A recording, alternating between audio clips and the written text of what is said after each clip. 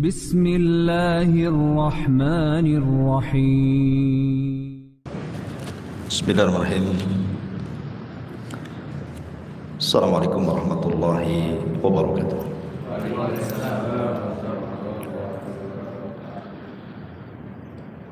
Alhamdulillah, wassalatu wassalamu ala rasulillah wa ala alihi wa sahbihi wa mawalah wa la hawla wa la quwata illa billahi wa ba'du. Alhamdulillah, segala puja dan puji hanya milik Allah subhanahu wa ta'ala. Salawat serta salam tahdiahkan kepada Rasul kita Nabi besar Muhammad sallallahu alaihi wasallam. Terlanjutkan kajian kita masih membahas qasasul anbiya, kisah-kisah para nabi. Dan kita masuk pada kisah Nabiullah Ilyas alaihi salam. Ma'asyiral muslimin yang dimuliakan Allah subhanahu wa ta'ala,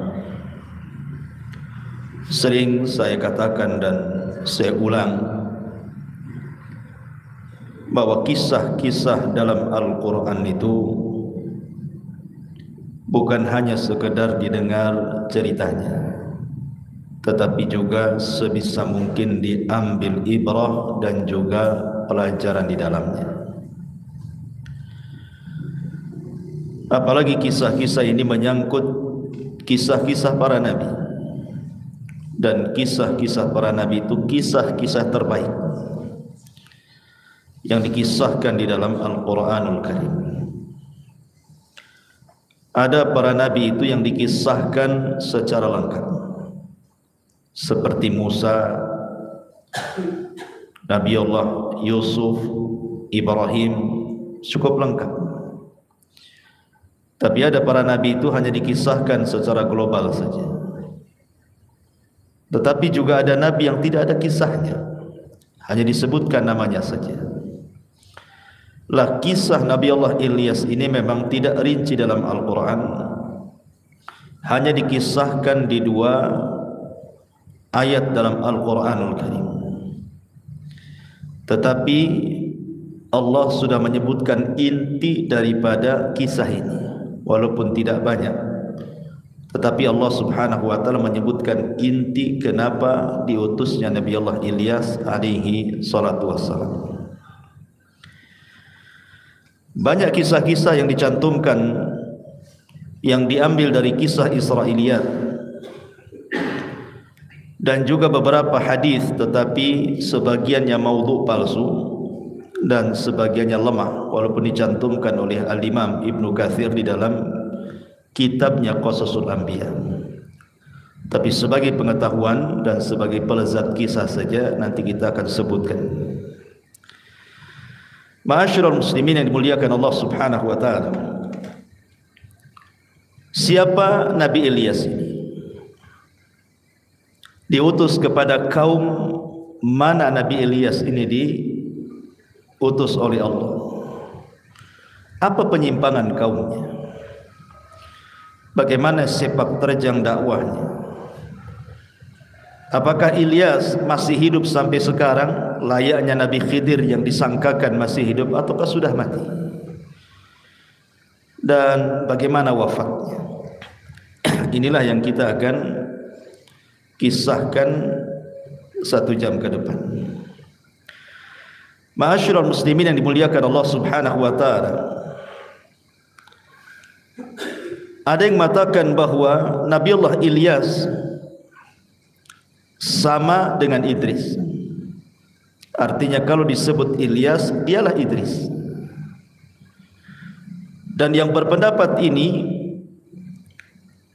bukan hanya dari kalangan para ulama, tapi ada sebagian kalangan sahabat yang berpendapat bahwa Ilyas itu adalah Idris, sebagaimana disebutkan oleh Imam Ibnu Katsir Ad-Dimashqi dalam kitabnya Qasasul Anbiya. Lah yang berpendapat bahwa Ilyas itu adalah Idris adalah sahabat Abdullah ibn Mas'ud radhiyallahu anhu, di mana Al-Imam Al-Bukhari menyebutkan dari Ibnu Mas'ud dan juga Ibnu Abbas, anna Ilyasa huwa Idris. Ilyas itu adalah Nabi Idris. Makanya ketika Abdullah ibn Mas'ud radhiyallahu anhu membaca ayat salamun ala Ilyasin, maksudnya Ilyasin, Nabi Ilyas, dibaca oleh Abdullah ibn Mas'ud dengan salamun ala Idrasin. Jadi Abdullah bin Mas'ud membaca bukan Ilyasin tetapi Idrasin, karena menyamakan antara Ilyas itu dengan Idris. Itu dua nama satu orang. Ini satu pendapat. Dan pendapat ini juga di kalangan ulama dikuatkan seperti Al-Imam Ad-Dhahhak, Imam Qatadah Ibn Di'amah dan yang lainnya. Tetapi Al-Imam Ibnu Katsir rahimahullahu taala, walaupun dia menyebutkan pendapat ini, beliau tidak merojehkan pendapat ini, tidak menguatkan pendapat ini. Beliau hanya menguatkan pendapat bahwa Ilyas dengan Idris itu dua orang yang berbeda. Idris sendiri, Ilyas sendiri maksudnya. Dan ini yang sahih wallahu a'lam. Sebab nanti turunannya akan terbahas apakah Ilyas ini termasuk nabi-nabi Bani Israel atau bukan. Kalau Ilyas itu adalah Idris, berarti Ilyas itu bukan nabi-nabi Bani Israel, karena Idris ini muncul jauh sebelum Israel diutus. Idris itu mendekati masanya Nabi Adam alaihi salatu wassalam. Adam, Syith, Idris, kan itu ya susunannya. Tetapi ada juga yang mengatakan, bagi yang mengatakan bahwa Ilyas bukan Idris, berarti Ilyas adalah nabi dari nabi-nabi Bani Israel. Dan ini yang kuat. Ada yang mengatakan bahwa dia diutus setelah masanya Yusa ibn Nun dan setelah masanya Nabiullah Hazkiel yang sudah saya ceritakan di sini, tentang kematian manusia karena penyakit taun. Diutus kepada mereka Nabi Hazkiel. Lah setelah wafatnya Hazkiel ini diutuslah Nabi Ilyas. Tapi ada juga yang mengatakan bahwa Ilyas ini diutus setelah eranya Nabiullah Sulaiman. Jadi setelah Nabiullah Sulaiman meninggal dunia, kemudian pecah kerajaannya menjadi kerajaan Yahudi dan kerajaan Israel. Kemudian akhirnya turunan Bani Israel bercanggah satu dengan yang lainnya, berselisih, lah diutuslah Ilyas kepada mereka. Wallahu alam, karena memang waktu-waktu yang ditetapkan kan tidak ada nas-nas yang valid tentang ini, baik secara Quran ataupun secara hadis Nabi SAW, hanya diambil dari kisah-kisah Israiliyat masalahnya. Jadi kita nggak bisa menentukan waktunya kapan diutus, tapi kita perlu diimani saja bahwa ada seorang nabi namanya Ilyas diutus oleh Allah Subhanahu wa taala sebagai rasul. Karena berbeda, ada yang mengatakan bahwa Ilyas ini bukan hanya sekedar nabi, tapi dia rasul. Alasannya kenapa? Karena Nabi Ilyas itu diutus bukan hanya kaumnya yang menentang, tapi raja-rajanya menentang. Jadi rajanya juga ikut tentang gitu.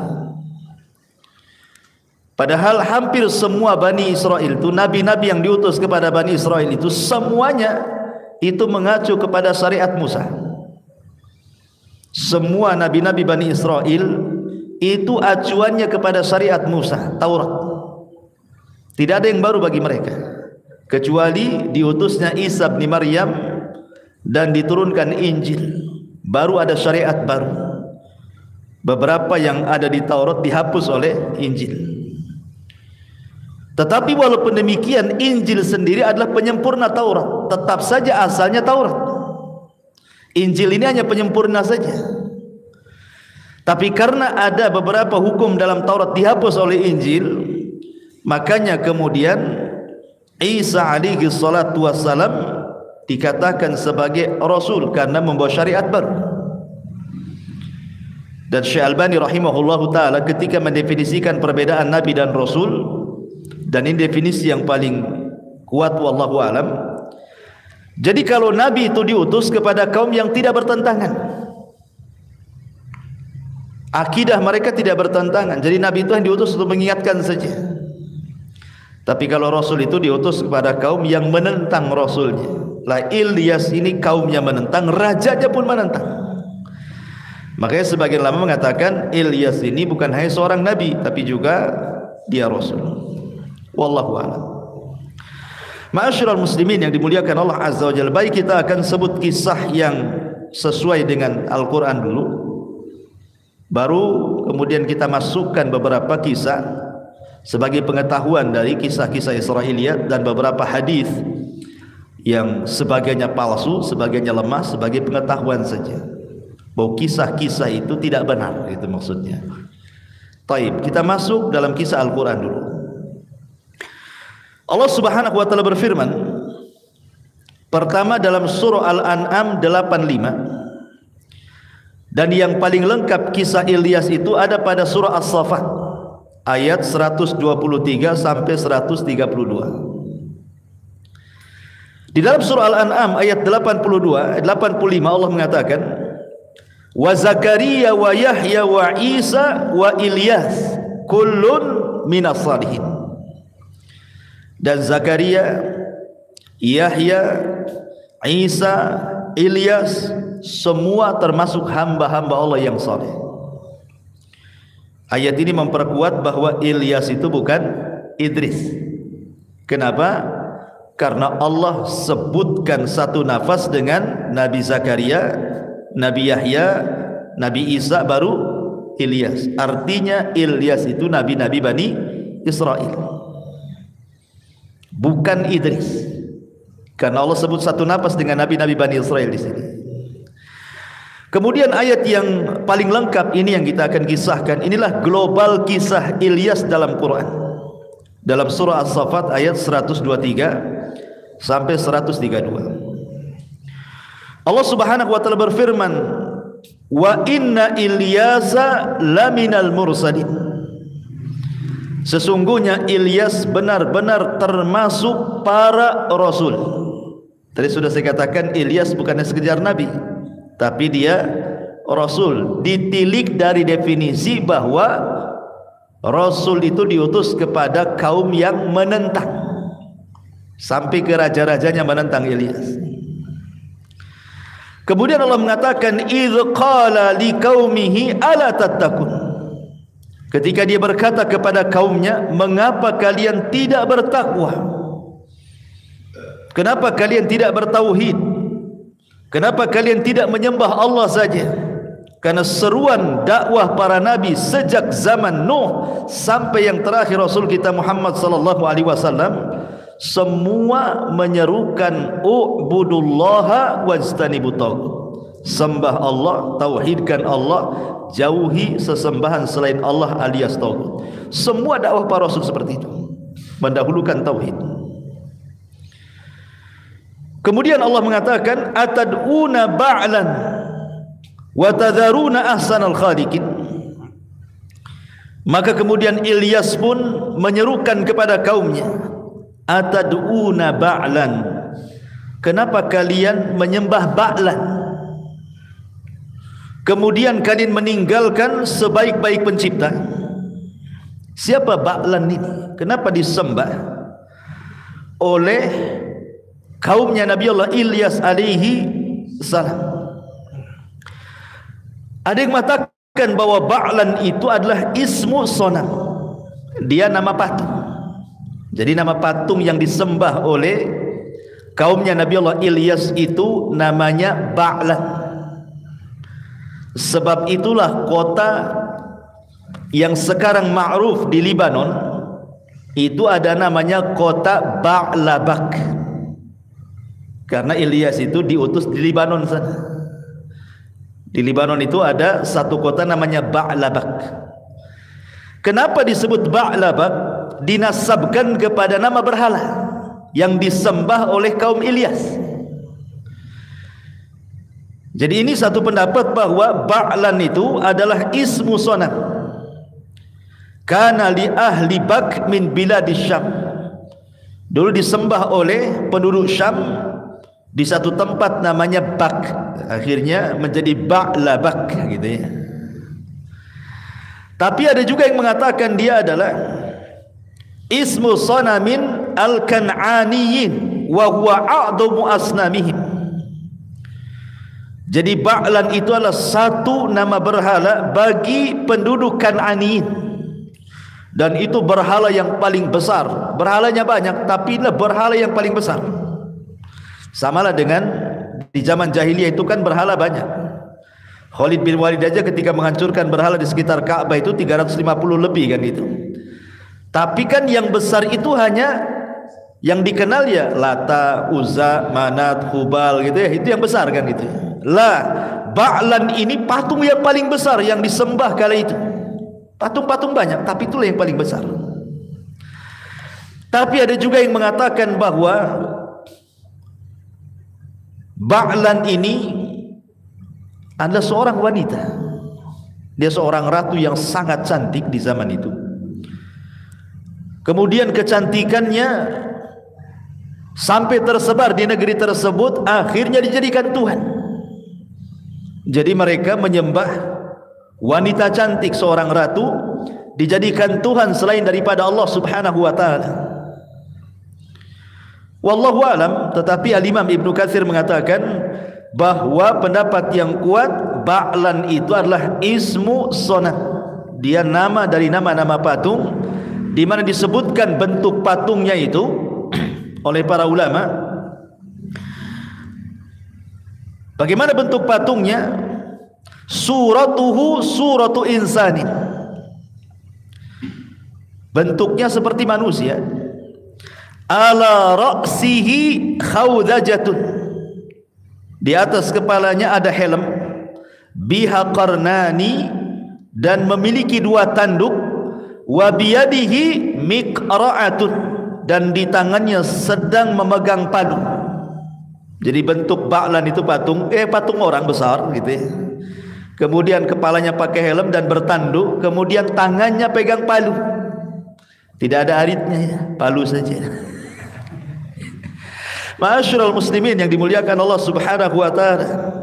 Intinya bahwa di zaman itu penduduk Libanon yang diutus padanya Nabi Allah Ilyas alaihi salatu wassalam, mereka menyembah berhala namanya Ba'lan. Nama berhalanya namanya Ba'lan. Makanya Allah mengatakan atad'una Ba'lan. Kenapa kalian menyembah Ba'lan? Berhala Ba'lan itu. Wa tadaruna ahsanal khaliqin, sementara Tuhan yang sudah jelas-jelas menciptakan kita, mengatur kita, menguasai kita, memberikan rezeki kepada kita, menghidupkan, mematikan kita, kalian tinggalkan. Mana akal kalian? Begitulah para nabi dan rasul mengajak manusia kepada Allah Subhanahu wa taala. Wa man ahsanu qaulan mimman da'a ila Allah. Tidak ada lagi ucapan yang lebih indah dibandingkan orang yang menyeru manusia ke jalan Allah Subhanahu wa taala. Jadi diingatkan. Kan ini aneh gitu. Tuhan yang kalian sembah loh tidak menciptakan, bahkan diciptakan oleh tangan kalian. Bagaimana makhluk yang dianggap khalik diciptakan oleh kalian bisa memberikan keinginan yang kalian minta kepadanya? Mustahil. Dia sendiri tidak bisa melindunginya. Macam mana akan melindungi orang-orang yang meminta perlindungan kepadanya? Di sana loh ada Allah ahsanul khaliqin, kalian tinggalkan. Atad'una Ba'lan wa tadaruna ahsanal khaliqin. Allahu rabbukum wa rabbu abaikumul awwalin. Kata Ilyas, Allah Tuhan kalian dan Tuhan nenek moyang kalian yang terdahulu. Ingat bahwa sebelum mereka kufur ini, sebenarnya mereka sebelumnya beriman. Di masa Yusa ibn Nun mereka beriman, kemudian diutus Nabi Hazkiel, mereka beriman juga kan itu. Kemudian Hazkiel meninggal, kufur lagi, maka diutuslah Ilyas. Bagi yang berpendapat bahwa Ilyas itu diutus setelah Hazkiel. Bagi yang berpendapat sebelumnya, artinya setelah peristiwa Sulaiman alaihi salatu wasallam meninggal, di zaman Sulaiman semua bertauhid. Tapi setelah Sulaiman meninggal dunia mulai kufur lagi. Makanya diutus kepada mereka Nabi Allah Ilyas. Makanya Nabi Ilyas ini mengingatkan tentang bapak moyang kalian. Mereka kalau menyembah Allah, kalian pula menyembah Ba'lan. Makanya dia mengatakan Allahu Rabbukum. Ingat, Allah itu Rabb kalian, yang menciptakan kalian, yang mengatur kalian, yang menguasai kalian, yang memberikan rizki kepada kalian, menghidupkan, matikan kalian. Itulah Allah. Rabbukum wa rabbu abaikumul awwalin, dan Rabb bapak-bapak kalian yang terdahulu. Tapi apa tanggapan kaumnya Nabi Ilyas ini, kaum Ba'labak ini? Sama dengan kaum-kaum sebelumnya.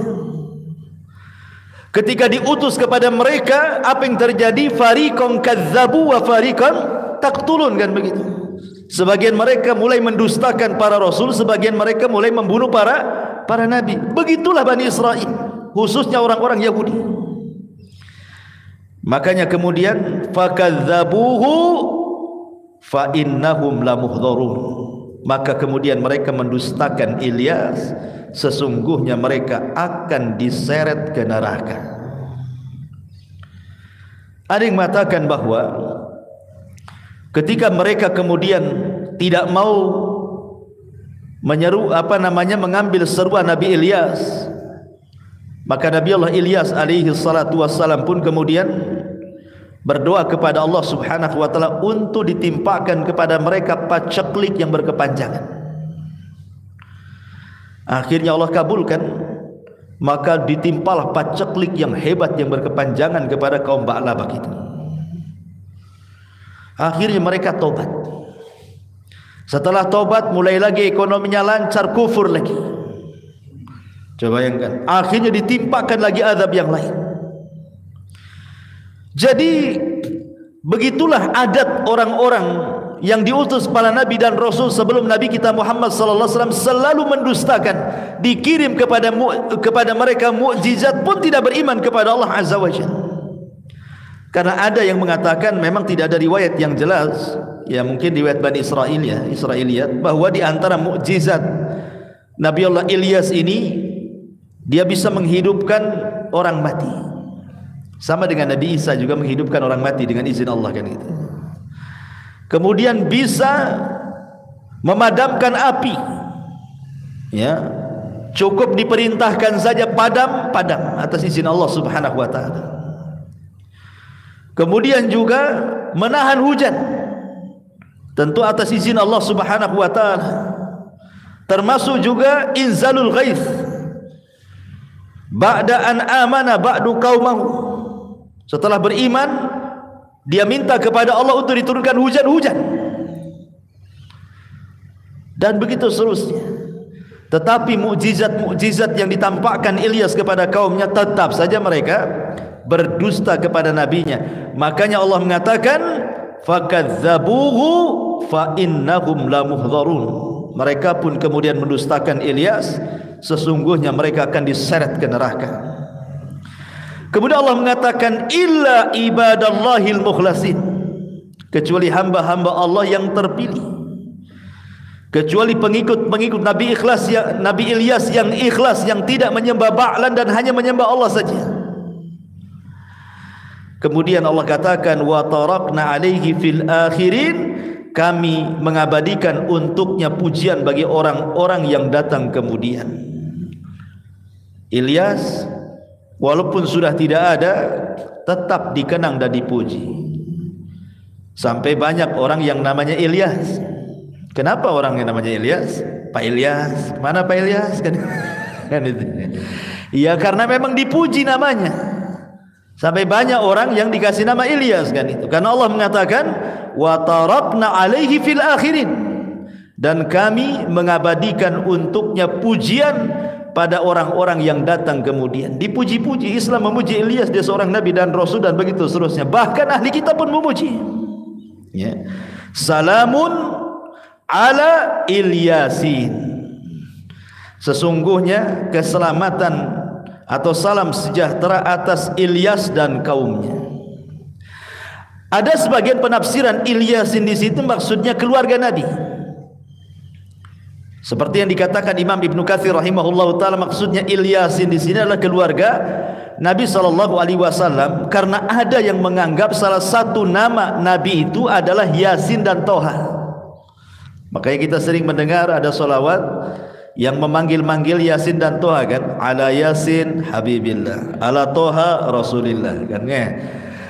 Bagi orang yang berpendapat Yasin dengan Toha itu nama Nabi sallallahu alaihi wasallam, maka Ilyasin di situ maksudnya keluarga Nabi. Tapi pendapat ini dibantah oleh Imam Ibnul Qayyim rahimahullahu ta'ala dan ulama muhakkikun, ulama ahli tahqiq, bahwa Yasin dengan Toha itu bukan nama Nabi. Dia adalah huruf-huruf hijaiyah yang dicantumkan di awal surat dalam Al-Quran, sama dengan Alif Lam Mim, Alif Lam Ra, Alif Lam Mim Shad gitu ya, Qaf, kemudian Nun, itu sama. Apa bedanya? Kenapa? Karena kalau memang Yasin dan Toha itu adalah nama Nabi SAW, harusnya harokat yang dibaca bukan Yasin tapi Yasinun gitu ya. Tapi tetap aja dibaca Yasin, bukan Yasinu gitu ya. Berarti kita tahu bahwa itu bukan nama Nabi. Yang kedua, tidak ada hadis yang mengatakan bahwa Yasin itu nama Nabi SAW. Di sana ada nama Muhammad, Ahmad, Hashir, Akib, ada. Tapi Yasin dan Toha tidak ada. Tapi sekali lagi ini khilaf ulama ya. Tapi pendapat yang rajih, yang kuat wallahu alam, Yasin dan Toha itu bukan nama Nabi SAW. Sehingga di sini Ilyasin di sini maksudnya adalah Ilyas dan kaumnya. Kemudian inna kadzalika nazzil muhsinin innahu min ibadinal mu'minin. Sesungguhnya demikianlah kami berikan balasan kepada orang-orang yang berbuat baik. Sesungguhnya dia termasuk, maksudnya Ilyas, hamba-hamba kami yang beriman kepada kami. Sampai disinilah kisah Ilyas dalam Quran. Tidak ada lagi kisah Ilyas, hanya sebatas ini saja. Tapi dari sini kita sudah bisa simpulkan bahwa pertama, Ilyas itu seorang rasul. Yang kedua, diutus kepada kaum Ba'labak dan mengingkari sesembahan Ba'lan yang disembah oleh kaumnya. Yang ketiga, sunnah kauniyah, kaumnya mendustakan Ilyas. Yang keempat, Allah kirim azab kepada mereka. Dari sini banyak pelajaran bahwa setiap dai hendaklah mencontoh para nabi, baik rasul kita atau nabi-nabi sebelumnya, bahwa inti berdakwah itu adalah menyampaikan tauhid. Dan nanti kalau Anda menyampaikan tauhid, pasti, bukan kemungkinan lagi, pasti ada yang akan menentang.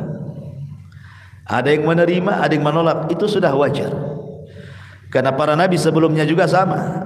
Kalau di tangan mereka mukjizat yang luar biasa masih juga ditolak, apalagi kita tak ada mukjizat pula. Ingin diterima pula dakwahnya. Ya, tetapi yakin bahwa menyampaikan tauhid itu semulia-mulianya dakwah, karena itu adalah dakwah yang diemban oleh seluruh para nabi dan rasul. Ma'asyiral muslimin yang dimuliakan Allah Azza wa Jalla. Baik, kita masuk pada beberapa kisah yang disebutkan oleh ahli sejarah dan beberapa riwayat, di mana riwayat ini sebenarnya tidak ada yang sahih. Tapi tidak apa-apa, sebagai pengetahuan kita akan kisahkan. Ma'asyiral muslimin yang dimuliakan Allah Azza wa Jalla, ada yang mengatakan bahwa Nabi Allah Ilyas alaihi salatu wassalam itu ketika kaumnya sudah mulai mendesak dia, mendustakan dakwahnya, kemudian juga hampir dibunuhnya, dikerahkan pasukan untuk membantainya oleh raja yang zalim itu, sesak dadanya. Dari situlah kemudian dia ingin mati. Maka dijelaskan oleh Wahab ibn Munabbih, dan ini riwayat dicantumkan oleh Imam Ibnu Katsir di dalam kitabnya Qasasul Anbiya, annahu lama da'a rabbahu azza wa jal an yakbidahu ilaihi, ketika dia berdoa kepada Allah untuk dicabut nyawanya, lima kadzabuhu wa adauhu faja'athu dabbatun launuha launun nari faraqibaha wa ja'ala Allahu lahu rishan wa albasahu nur. Maka tiba-tiba ketika dia sudah mulai didustakan dan disakiti kaumnya, maka Allah datangkan kepada Ilyas ini sebuah kendaraan berupa binatang melata, warnanya seperti warna api. Kemudian Allah Subhanahu wa taala menjadikan tunggangan ini sebagai tunggangan Ilyas. Kemudian Allah pasangkan kepada Nabi Ilyas itu sayap. Allah kasih sayap di belakang punggung Ilyas itu. Kemudian diberi pakaian berupa cahaya. Kemudian waqata anhu ladzatul mat'ami wal mashrab. Sejak itulah dia tidak makan dan minum. Hebat kan? Tak makan dan minum, gak lapar gak haus. Wasara malakiyan basyariyan samawiyan ardiyan. Maka dia pun tiba-tiba menjadi malaikat dari kalangan manusia. Dia bisa terbang ke langit, bisa jalan-jalan di bumi. Ya. Kemudian wa ausa ila Ilyas ibn Akhtub. Kemudian dia pun mewasiatkan kepada Ilyas nabi setelahnya dengan wasiat-wasiat kenabian dan untuk meneruskan perjuangannya. Karena nanti setelah Ilyas diceritakan Ilyasa. Ya. Ada yang mengatakan Ilyasa itu anak paman daripada Ilyas. Taib. Ma'asyiral muslimin yang dimuliakan Allah Azza wa Jalla, kata Imam Ibnu Katsir, fa fi hadza nazarun. Riwayat seperti ini tidak dikenal dalam redaksi-redaksi hadis dalam Islam. Ini ada kritikan ulama. Boleh jadi kisah ini berasal dari kisah Israiliyah, tidak bisa kita benarkan secara mutlak, tidak bisa pula kita dustakan secara mutlak. Ya, kita sisipkan sebagai pelezat kisah namanya. Karena kita sudah ada di Quran, cukuplah kisah itu dalam Al-Quran saja sudah cukup. Ya. Ini satu riwayat. Riwayat yang kedua, Al-Imam Makhul ibn Ka'ab pernah mengatakan, arba'atu anbiya ahya. Ada 4 nabi itu masih hidup sampai sekarang. Ada 4 nabi yang masih hidup sampai sekarang. Isnani fil ardi wa isnani fis sama, katanya. Yang 2 hidup di langit, yang 2 hidup di bumi, sampai sekarang masih hidup. Adapun yang 2 hidup di bumi, kemudian dijelaskan Ilyas wa Khadir. Nabi Ilyas dan Nabi Khidir itu masih hidup tuh, dua-duanya belum mati. Adapun yang hidup di langit Idris wa Isa alaihi salam. Adapun yang di langit adalah Idris dan juga Isa alaihi salatu wassalam. Kemudian disebutkan oleh Imam Ibnu Katsir rahimahullahu taala dari riwayat Makhul ibn Ka'ab ini, yang hebatnya adalah anna Ilyasa wal Khadira yajtami'ani fi kulli amin. Jadi Ilyas dengan Khadir ini setiap tahun ada reuni, ketemu. Ya. Fi syahri Ramadan bi Baitil Maqdis. Kapan itu ketemuan Ilyas dan Khadir itu? Di bulan Ramadan di Baitul Maqdis. Setahun sekali mereka ketemu berdua ngobrol tuh. Wa annahuma yahujani kulla sanatin. Dan keduanya selalu haji berdua setiap tahun. Wa yashrabani min zamzam syurbatan takfihima ila mithliha minal amil muqbil. Dan keduanya minum dari air Zamzam yang dengan air Zamzam itu cukup untuk mengenyangkan sehingga dia tidak perlu makan minum sampai tahun depan. Sekali minum sampai tahun depan tak makan tak minum lagi. Mantap, ya kan? Ya. Kemudian kata Imam Ibnu Katsir rahimahullahu taala mengatakan, lam yasih syai'un min dzalik. Tidak ada yang sahih. Kabar seperti tidak sahih. Masalahnya ketika kemudian ada yang kemudian mengambil riwayat ini terjadilah kisah-kisah dan cerita-cerita aneh kan jadinya. Khidir masih hidup, Ilyas masih hidup. Akhirnya banyak orang yang ketemu Nabi Khidir katanya ada di mana itu? Di belakang padang katanya, di atas perahu katanya. Saya dengar cerita itu. Ada orang ketemu Nabi Khidir di belakang padang, lagi naik di atas perahu katanya. Macam-macam ceritanya. Terakhir dia membuat pertemuan di hotel di mana? Hotel tingkat berapa kan? Jadi antum kalau ikut ajaran itu, nanti antum daftar, nanti akan berjumpa dengan Nabi Khidir dan antum dapat tazkiyah. Ya, bayangkan bisa diundang ke hotel pula. Ya kan? Banyak kisah aneh-aneh akhirnya kan. Karena binaan ala annal Khadir wal Ilyas ahya. Ya, karena dalilnya adalah ketika kita katakan Ilyas dan Khadir masih hidup, akhirnya banyak cerita-cerita kan. Aneh-aneh akhirnya cerita-cerita itu. Karena begini, ikhwatul fillah muliakan Allah Azza wa Jalla. Imam Ibnu Katsir sendiri yang menukilkan riwayat ini, beliau mengatakan apa? Annal Khadira mata wa kadzalika Ilyas alaihi wassalam. Imam Ibnu Katsir mengatakan yang betul Khidir itu mati, Ilyas juga mati. Ini yang mengatakan bukan Abu Humairah, Ibnu Katsir. Dia mengatakan seperti itu. Dan para ulama yang lain yang mengatakan bahwa keduanya meninggal, mana dalilnya? Satu, zahir daripada ayat Al-Quran surah Al-Anbiya 34. Allah mengatakan wa ma ja'alna li basyarin min qablikal khulda afa imitta fahumul khalidun. Kami tidak menjadikan hidup abadi bagi seorang manusia pun sebelum kamu wahai Muhammad, maka jika kamu mati apakah mereka tetap hidup? Mustahil. Nabi di usia 63 tahun meninggal, masa mereka masih hidup? Gitu maksudnya. Artinya kalau Nabi SAW meninggal, mereka juga meninggal. Itu satu. Yang kedua, tidak ada satupun hadis yang sahih yang menyatakan Khidir dan Ilyas itu masih hidup. Tidak ada.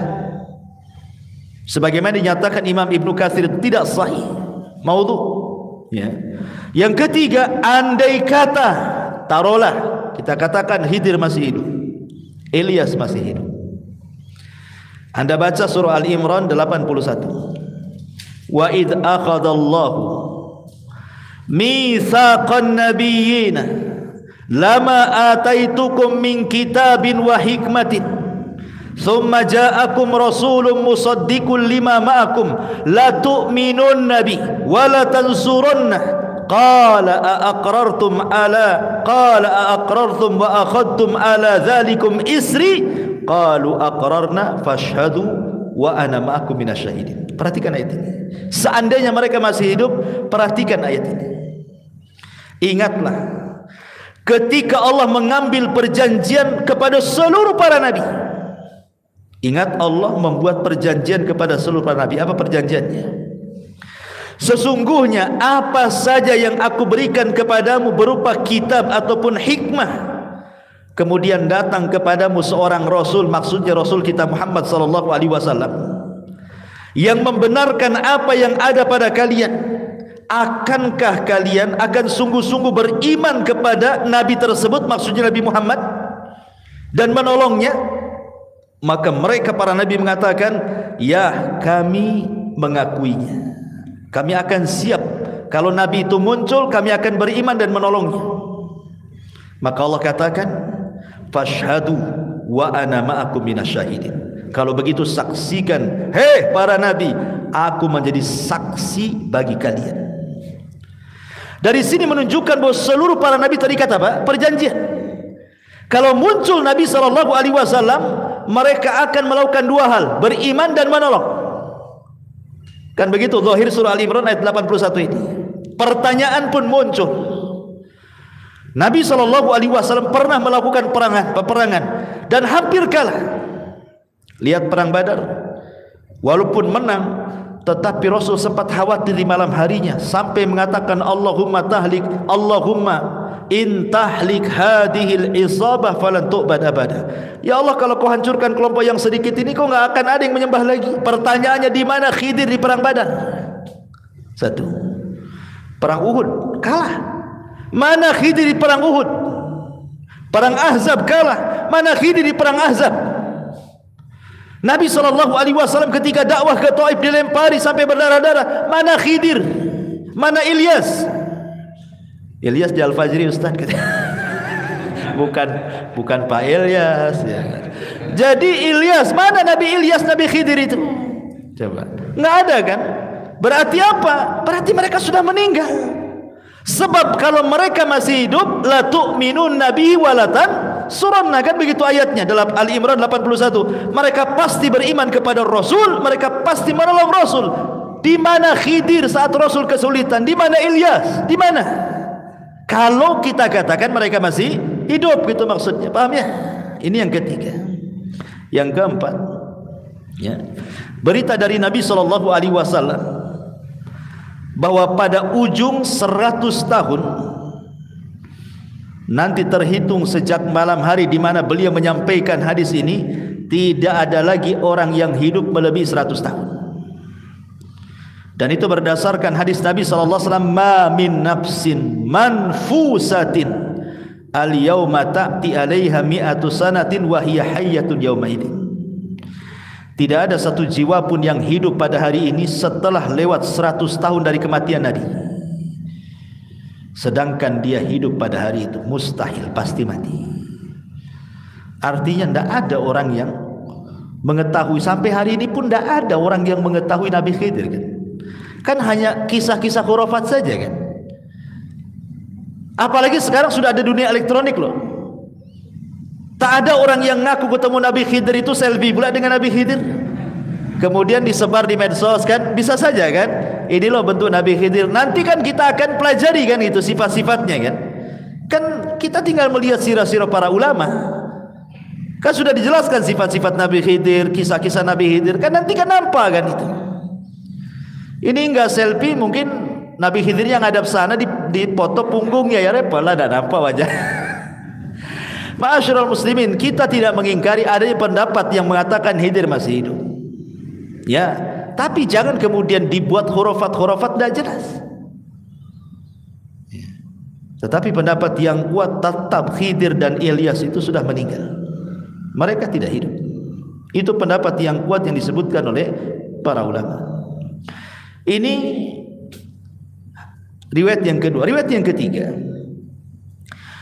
jadi ketika ada sahabat namanya Anas ibn Malik radhiyallahu anhu.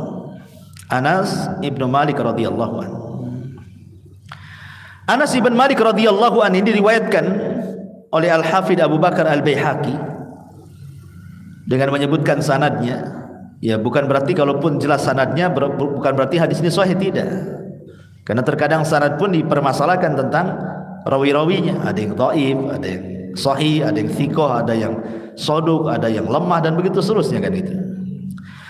Jadi diceritakan dari Anas ibn Malik radhiyallahu anhu, kunna ma'a Rasulillah sallallahu alaihi wasallam fi safar. Kami bersama Rasul sedang safar. Fanazalna manzilan, maka kami pun singgah di sebuah tempat. Fa idza rajulun fil wadi yaqulu Allahumma ij'alni min ummati Muhammadin sallallahu alaihi wasallam al marhumatil maghfuratil muthabi 'alaiha. Tiba-tiba kata Anas bin Malik radhiyallahu anhu, ketika kami singgah dekat lembah itu, ada pula suara di balik lembah itu. Ya Allah, jadikan aku dari umat Muhammad yang dirahmati, yang diampuni, yang banyak pahalanya. Maka Anas bin Malik radhiyallahu kaget. Faltafattu ila wadin, aku pun melihat pandanganku ke arah lembah itu. Kaget dia. Fa idza rajulun tuluhu aksar min 300 dhira, katanya. Tiba-tiba diperlihatkan kepadaku, kata Anas, ada orang tinggi sekali. Tingginya itu melebihi 300 hasta. 300 hasta. Nabi Adam berapa hasta? 60. Nabi Adam aja 60 hasta. Ini lebih dari 300 hasta. Kalau antum ke Saudi ada jubah Nabi Adam 30 meter. Maksudnya itu bukan jubahnya sejak Nabi Adam, tidak. Saking gedenya jubah itu 30 meter. Ya karena Nabi Adam itu sekitar 30 meter kan, satu hasta itu kan setengah meter. Ini dari sini satu hasta namanya ini setengah meter. Kalau dua begini berarti 1 meter kan. Berarti kalau 60 hasta bagi 2 jadi 30 meter. Jadi Nabi Adam tinggal 30 meter. Dan penduduk surga pun akan tinggi seperti itu 30 meter, sama dengan postur tubuh Nabi Adam. Tapi orang ini lebih dari 300 meter, kan tinggi kali itu, raksasa kan gitu ya. Kemudian orang ini mengatakan, man anta, siapa kamu? Kata Anas bin Malik radhiyallahu mengatakan, ana khadimur Rasul sallallahu alaihi wasallam, saya ini pembantu Nabi. Qala fa ainahu, di mana Nabi itu katanya. Kemudian dia mengatakan, huwa dha yasma kalama. Nah, ini Nabi ada di sini, dia dengar ucapanmu katanya. Kemudian orang ini pun datang kepada Rasul, kemudian mengucapkan salam, assalamu alayka ya Rasulullah. Wa qul lahu akhuka Ilyas yaqra'uka salam. Bilang sama nabimu bahwa saudaranya Ilyas telah mengucapkan salam kepada nabimu Rasul sallallahu alaihi wasallam. Maka kata Anas, fa'ataitun nabi, aku pun mendatangi Nabi sallallahu alaihi wasallam, fa akhbartu, aku pun menghabarkannya. Faja'a, maka Rasul pun datang, hatta laqiyahu, sampai menjumpai orang yang tinggi 300 hasta itu. Fa'anaqahu, kemudian saling berpelukan. Nabi kecil, orang di 300 meter, gimana pelukannya? Pelukan di kakinya saja lah kan gitu ya. Logikanya kan begitu ya. Makanya kalau hadis lemah itu aneh-aneh nanti ceritanya kan.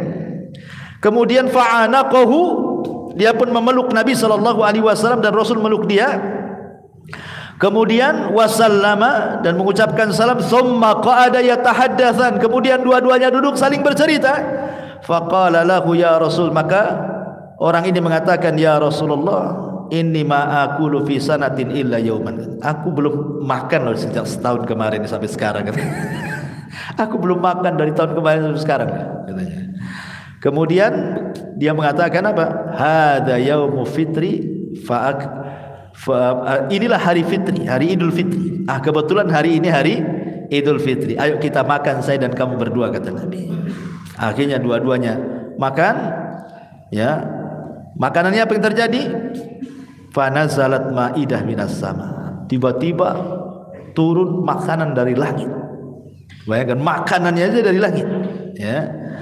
Alaiha huzbun wa hud, roti, kemudian ada ikan dan macam-macam. Fa'akala, maka kemudian keduanya makan. Wasalainal asra, kemudian kami pun salat asar. Thumma wadda'ahu, kemudian dia pun pergi meninggalkan Nabi sallallahu alaihi wasallam. Thumma ra'aituhu marra fi sahabi nahwas sama. Katanya Anas bin Malik, aku melihat dia terbang naik awan, kemudian berantah terbang kemana katanya.